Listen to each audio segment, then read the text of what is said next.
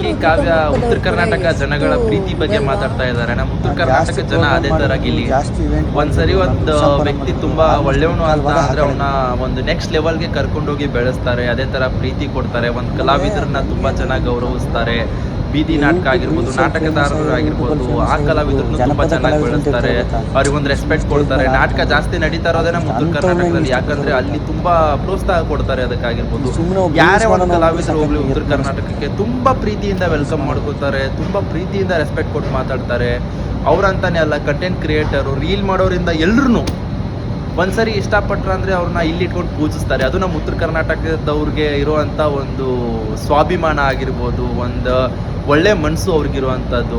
ಇದೆಲ್ಲ ತುಂಬ ಒಂದು ಕಷ್ಟಪಟ್ಟು ಬೆಳೆದು ಬಂದಿರ್ತಾರಲ್ಲ, ಅವ್ರಿಗೆ ಮಾತ್ರ ಗೊತ್ತಾಗುತ್ತೆ ನಮ್ಮ ಉತ್ತರ ಕರ್ನಾಟಕದವ್ರದ್ದು ಬೆಲೆ ಏನನ್ನೋದು.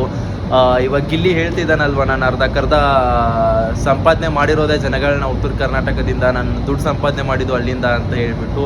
ಸೊ ಅವನಿಗೆ ಗೊತ್ತು ಯಾವ ಥರ ರೆಸ್ಪೆಕ್ಟ್ ಕೊಡ್ತಾರೆ ನಮ್ಮ ಉತ್ತರ ಕರ್ನಾಟಕದವ್ರು, ಹೆಂಗೆ ಬೆಳೆಸ್ತಾರೆ ಅಂತ.